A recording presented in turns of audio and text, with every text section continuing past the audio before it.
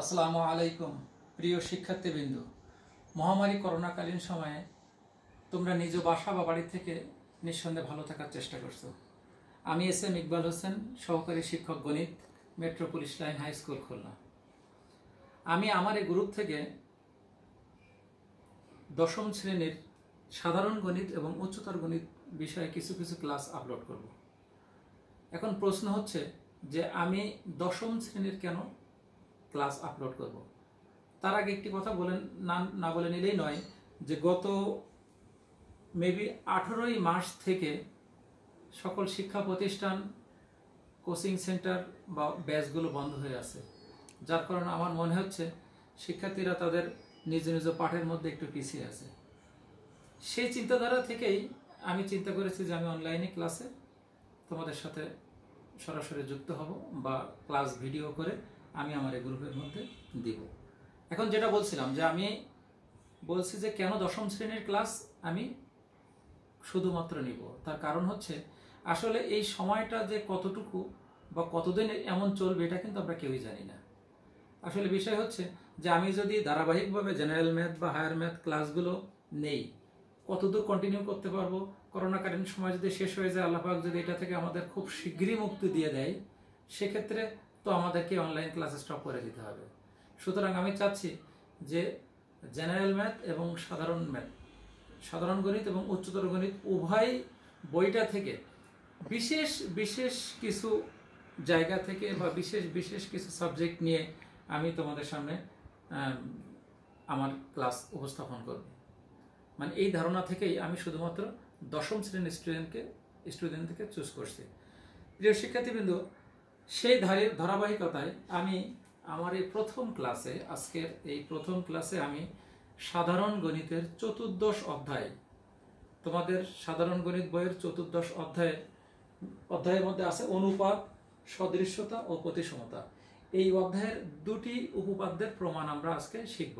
That means তোমরা আমার কাছ থেকে আজকে এই অধ্যায়ের উপপাদ্য 32 এবং উপপাদ্য 35 এই দুটি উপপাদ্য শেখার চেষ্টা করবে এবং আমিও চেষ্টা করব যেন তোমরা এই দুটি উপপাদ্য মোটামুটি শিখতে পারো।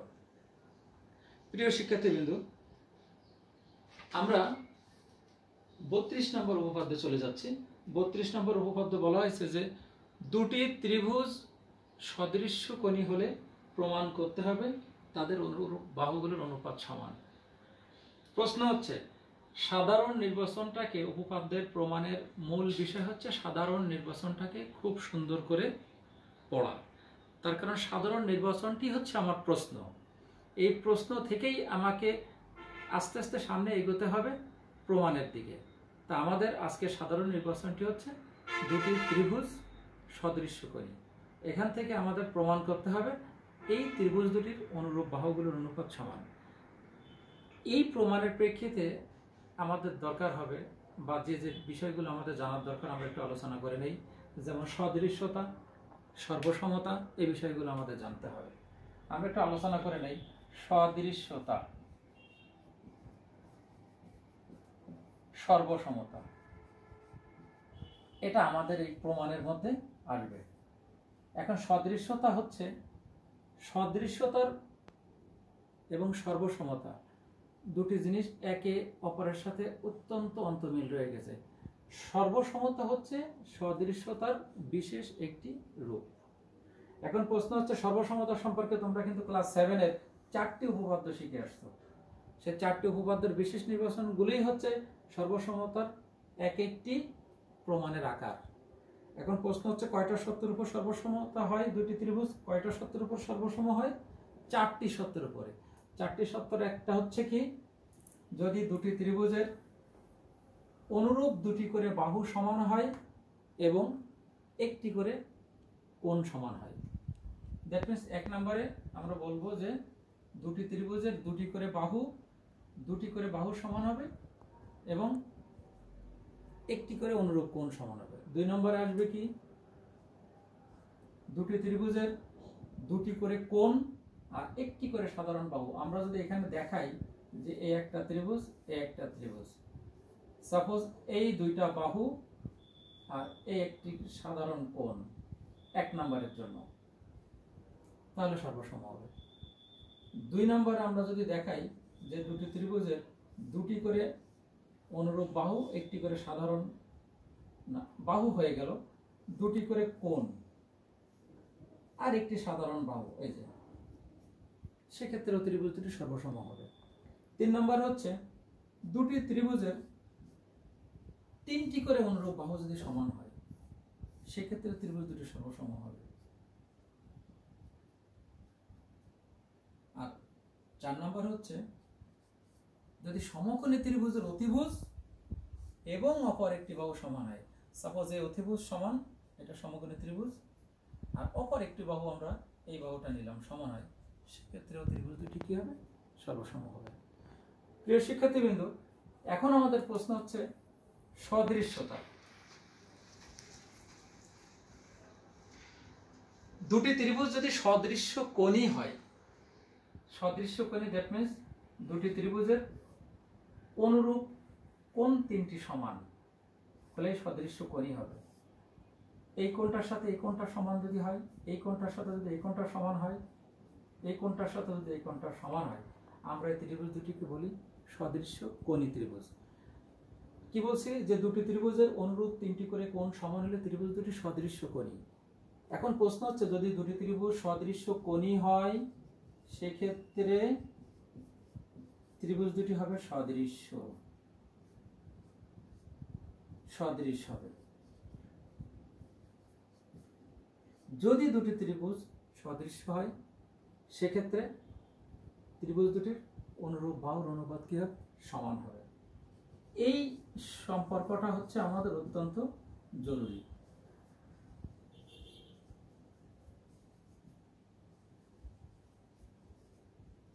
তাহলে প্রশ্ন হচ্ছে যে 3টা রিলেশন বা 3টা সম্পর্ক এখানে আছে, সম্পর্ক 3টা কি?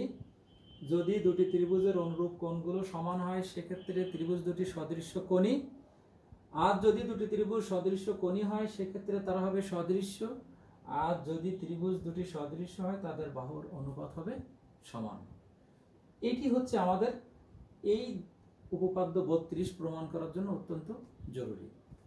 প্রিয় শিক্ষার্থীবৃন্দ, আমরা এখন চলে যাব উপপাদ্য 32 প্রমাণ করার জন্য বা প্রমাণ শেখার জন্য। দেখো উপপাদ্য 32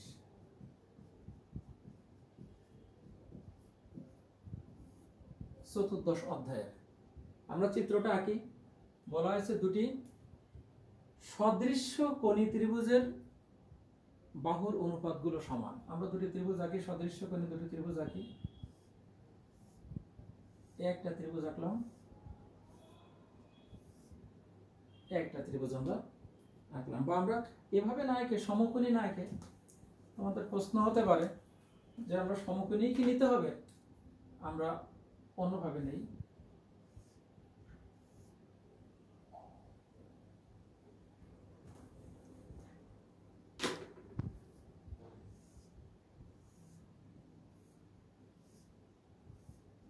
আমরা নামকরণ করি A B C D E F. আমাদের সাধারণ নির্বাচনে বলা আছে ত্রিভুজ দুটি সদৃশ্য কোণী। আমরা একটু মেনশন করে ফেলি যে এই কোণটা আর এই কোণটা সমান, এই কোণটা আর এই কোণটা সমান, আর এই কোণটা আর এই কোণটা সমান।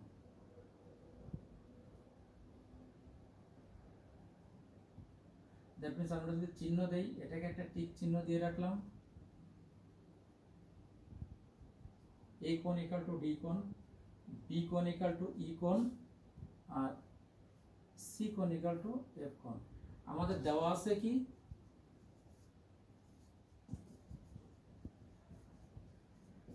সাধারণ নির্বাচনে দেওয়া আছে চিত্র অনুযায়ী এ কোণ ইকুয়াল টু ডি কোণ, বি কোণ ইকুয়াল টু ই কোণ, সি কোণ ইকুয়াল টু এফ কোণ।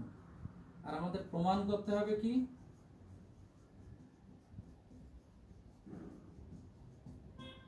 প্রমাণ করতে হবে হচ্ছে অনুরূপ বাহুর অনুপাত সমান এ বির দিকে কি বাহু আছে অনুরূপ পাশে, ডিই বাহু আছে, ইকুয়াল টু বিসির দিকে কি বাহু আছে, ইএফ বাহু আছে, আর এসির অনুরূপে আছে ডিএফ বাহু। এটাকে আমাদের প্রমাণ করতে হবে। আমরা এই প্রমাণ যেহেতু করব, আমাদের তো এখানে জায়গা কম, আমরা প্রমাণ যেটা করতে হবে এটা আমরা এখানে একটু ছোট করে লিখে রাখি, আর আমরা প্রমাণের দিকে মাঝে মাঝে তাকাবো যে আমরা আসলে প্রমাণের দিকে যেতে পারছি কিনা। আমরা একটু লিখে রাখি এখানে এবি বাই ডিই প্রমাণ করতে হবে equal to BC by EF equal to AC by DF.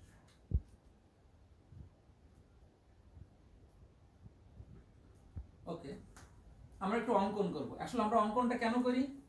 উপপাদ্য প্রমাণের জন্য অঙ্কন করার কারণ কি, আমাদের প্রমাণকে সহজলভ্য করার জন্য, সহজে প্রমাণ নির্ণয় করার জন্য মূল চিত্রকে ঠিক রেখে কিছু অংশ বাড়ানো কমানো, দ্যাট মিনস যোগ বিয়োগ বর্ধিতকরণ করাটাই হচ্ছে আমাদের অঙ্কন। প্রমাণের সাথে, প্রমাণের সুবিধার্থে আমরা কিছু অঙ্কন করব। সে অঙ্কন কি করব, আমরা এ বি বাহু থেকে ডিই বাহুর সমান করে কেটে নিব, পি অংশ কেটে নেই, আর এসি বাহু থেকে ডিএফ এর সমান করে কি অংশ কেটে নিলাম, নিয়ে আমরা এটা যোগ করে দিলাম, পি কিউ যোগ করলাম। এখন এইটার সমান করে এটা কেটে নিলাম, এটার সমান করে এটা কেটে নিলাম। অঙ্কনে কি করলাম, এ বি বাহু থেকে ডি এর সমান করে এপি অংশ কেটে নিলাম, এসি বাহু থেকে ডিএফ এর সমান করে এ কিউ অংশ কেটে নিলাম। দেন কি করলাম, যে পি কমা কিউ আমরা কি করে দিলাম, যোগ করে দিলাম। এবার আমরা মূল প্রমাণে চলে যাব।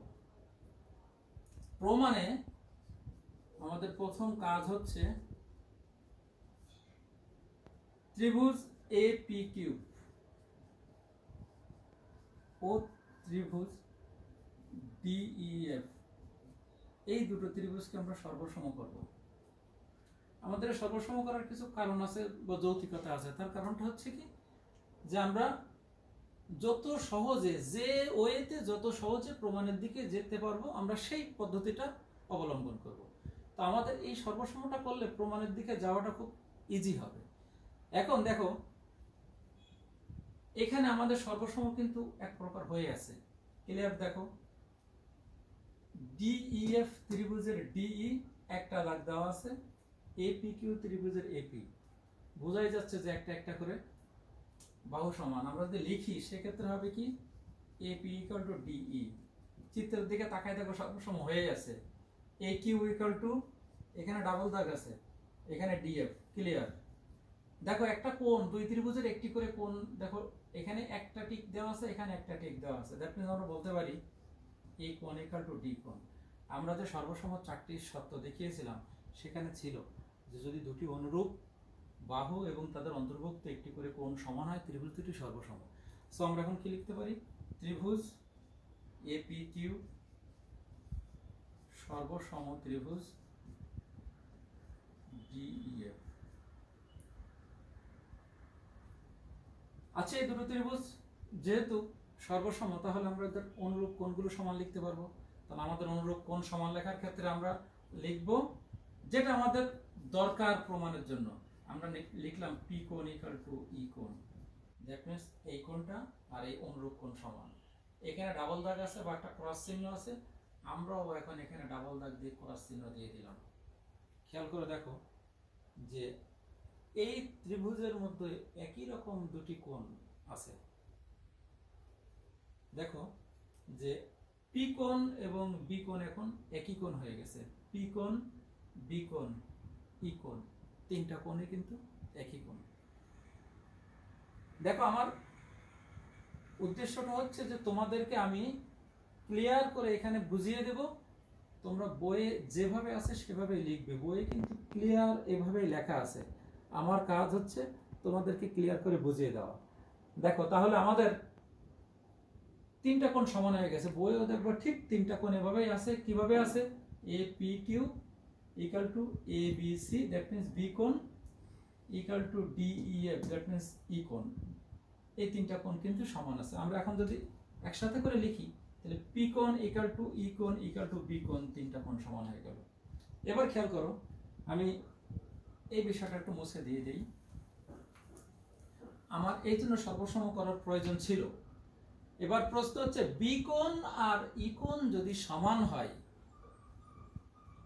এবিসি একই ত্রিভুজের বি কোণ আর পি কোণ আর বি কোণ যদি সমান হয়, সেক্ষেত্রে এই দুটি বাহু সমান্তরাল না হওয়ার কোনো সুযোগ নেই।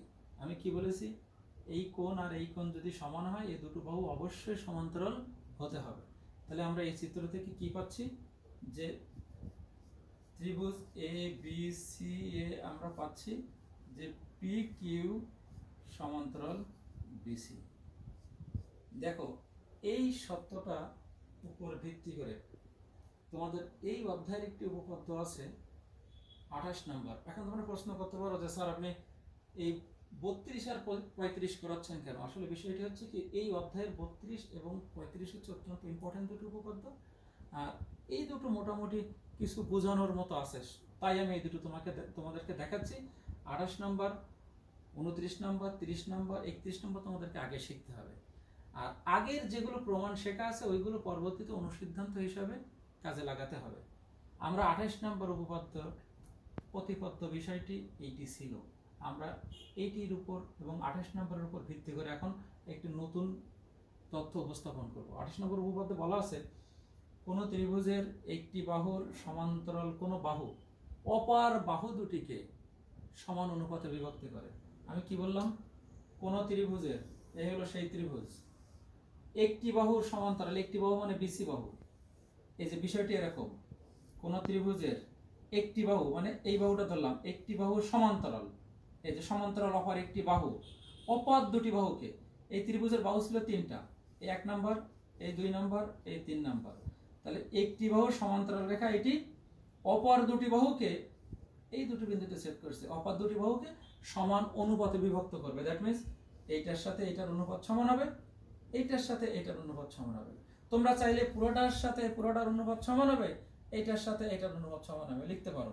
তোমরা চাইলে পুরোটার সাথে নিচেরটার অনুপাত সমান হবে, আবার পুরোটার সাথে নিচেরটার অনুপাত সমান হবে, দ্যাটস ওকে, এটাও লিখতে পারো। এখন আমাদের প্রমাণের সাথে আমরা এখন কি লিখব?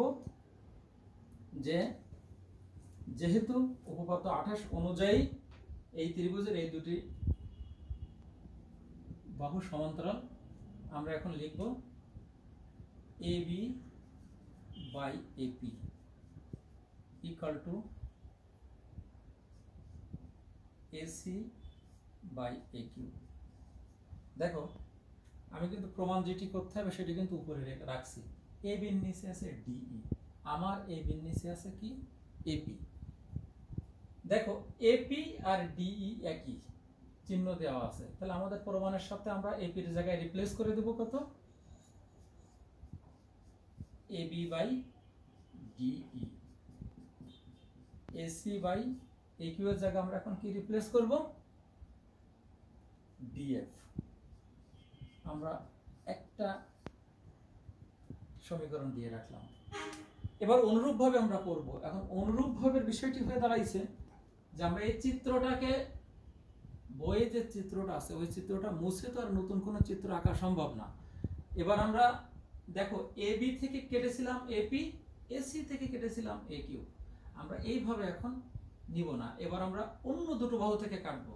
যদি আমরা এরকম কাটি তখন কেমন হয় দেখো, আমি সেটাকে চিত্রের মাধ্যমে দেখাচ্ছি, কিন্তু তোমরা যখন খাতায় লিখবা বা যখন বই থেকে পড়বা তখন তো চিত্র ঘুরাইতে পারবা না। আমি যেহেতু মুছতে পারতেছি বলে দেখাচ্ছি, যে বড় করে আঁকি।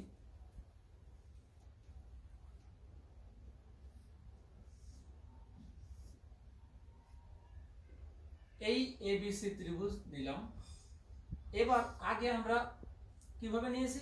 AB থেকে কাটছি আর AC থেকে, AB থেকে DE সমান কাটছি। এখন আমাদের কাজ হচ্ছে AB থেকে না, BA থেকে কাটবো, এইটুকু হলো P। BC থেকে কাটবো, এইটুকু হলো কিউ, এটা হলো ডাবল ধাপ। দেখো অনুরূপভাবে বলা হয়েছে, সেই অনুরূপটা আমি দেখাই দিচ্ছি। এবার পি কিউ আমরা যোগ করে দিব, পি কিউ আমরা যোগ করে দিলাম। এই থিঙ্কিংটার উপর ভিত্তি করে এখন এইটা আর এটা সমান্তরাল, এই থিঙ্কিংটার উপর ভিত্তি করে আমরা এখন প্রমাণ অনুরূপভাবে লিখতে পারবো কি, আমরা আগে প্রমাণ করছি কি A B by DE equal to AC by DF. এখন আমরা অনুরূপভাবে প্রমাণ করতে পারবো এরকম থিঙ্কিং থেকে। মনে করো এ বি বাই হচ্ছে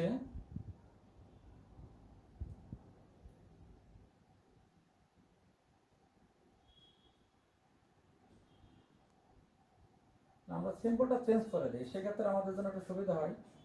যদি আমরা এ বি বাই বিপি,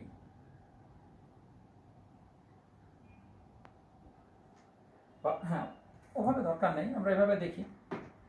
আমরা সেক্ষেত্রে প্রমাণ করতে পারবো হচ্ছে, সাপোজ মনে করো প্রমাণ করলাম A B by DE equal to BC by EF. এটা আসবে কিভাবে আসবে দেখো, এখানে সম্পর্কটা আছে এ বির সাথে, আমি এখানে এ বির সাথে নিয়েছি ডিই। কেন ডিই আসবে? এ বির সাথে আসার কথা আছে বিপি, বিপি আর ডিই সমান।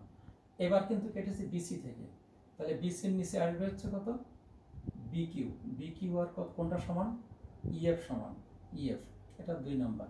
এবার যদি 1 আর 2 আমরা এক জায়গায় করে দেই বা একত্রিত করি, কি হয় দেখো, 1 আর 2 থেকে কি লিখতে পারি, A B by DE equal to AC by DF, আবার A B by DE equal to BC by EF.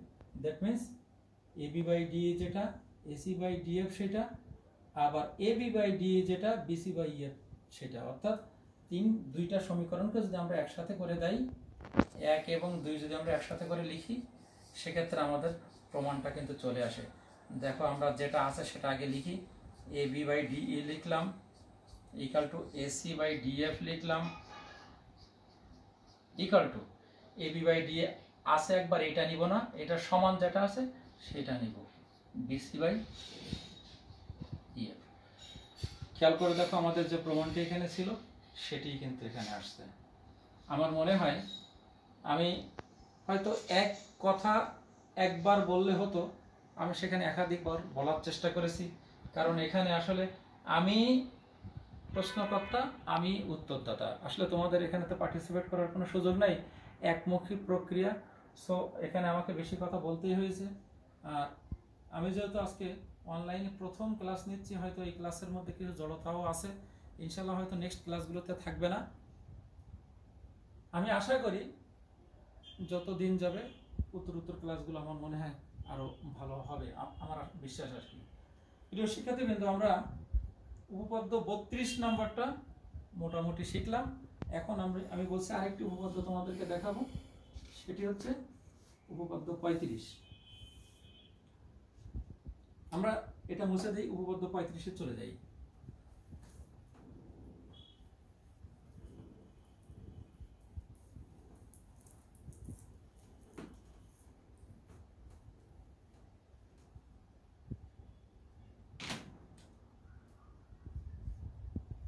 উপপাদ্য 35-এ যেটি দেওয়া আছে দেখবেন, যেটি সাধারণ নির্বাচন, মানে সাধারণভাবে যে উক্তিটি আছে সেটি হচ্ছে, দুটি ত্রিভুজ ক্ষেত্র যদি দুটি ত্রিভুজ ক্ষেত্রদ্বয়ের অনুপাত হচ্ছে যদি সমান থাকে, মানে আমাদের দেওয়া আছে যে দুইটি সদৃশ্য ত্রিভুজ ক্ষেত্রের ক্ষেত্রফল দ্বয়ের অনুপাত এদের যে কোনো দুটি অনুরূপ বাহুর অনুপাতের সমান। মানে প্রশ্নটা হচ্ছে দুটি ত্রিভুজ থাকবে, তাদের ক্ষেত্রফল দ্বয়ের অনুপাত হবে, ত্রিভুজ দুটির 3টা করে অনুরূপ বাহু আছে, তার যে কোনো দুটি অনুরূপ বাহুর ক্ষেত্রফলের অনুপাতের সমান।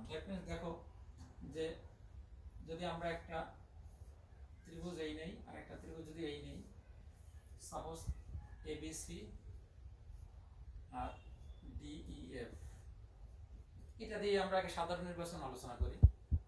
আমাদের প্রমাণ করে দেখাতে হবে যে এবিসি ত্রিভুজের ক্ষেত্রফল কি হবে? ত্রিভুজ এবিসি, এই চিহ্নটা দিয়ে বোঝা যাচ্ছে ত্রিভুজের ক্ষেত্রফল, এবং ত্রিভুজ ডিইএফ, এই ত্রিভুজদ্বয়ের ক্ষেত্রফলের অনুপাত প্রমাণ করে দেখাতে হবে এদের যে কোনো দুটি অনুরূপ বাহুর ক্ষেত্রফল অনুপাতের সমান।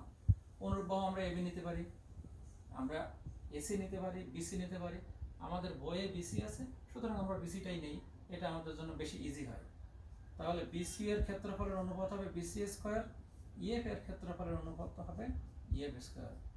সো আমাদের প্রমাণ করে দেখাতে হবে দুটি ত্রিভুজ ক্ষেত্রের ক্ষেত্রফলের অনুপাত হবে ত্রিভুজদ্বয়ের যে কোনো দুটি অনুরূপ বাহুর ক্ষেত্রফলের অনুপাতের সমান। এই প্রমাণটা আমরা এখন শিখব। আচ্ছা, এই প্রমাণটা শেখার জন্য আমরা চিত্রটাকে একটু চেঞ্জ করে আঁকি, সেটা ভালো হয়, যাতে আমরা একটা উচ্চতা নিতে পারি দুটো ত্রিভুজের মধ্যে। আমরা এবার প্রমাণের সাথে ত্রিভুজটাকে একটু চেঞ্জ করে আঁকি। এখানে একটা ত্রিভুজ নিলাম এবিসি, এটা নিলাম ডিএফ, একই নামকরণ থাকবে, এটাও একইভাবে আমরা রাখবো এবিসি ডিইএফ। খেয়াল রাখতে হবে যে আমাদের এই প্রমাণে আসতে হবে, এইটাই আসতে হবে, এটা আমাদের সবসময় খেয়াল রাখতে হবে। আমরা প্রমাণের সাথে এই ত্রিভুজের একটা উচ্চতা আঁকলাম, নাম দিলাম এইচ, এর একটা উচ্চতা আঁকলাম, লম্ব আঁকবো।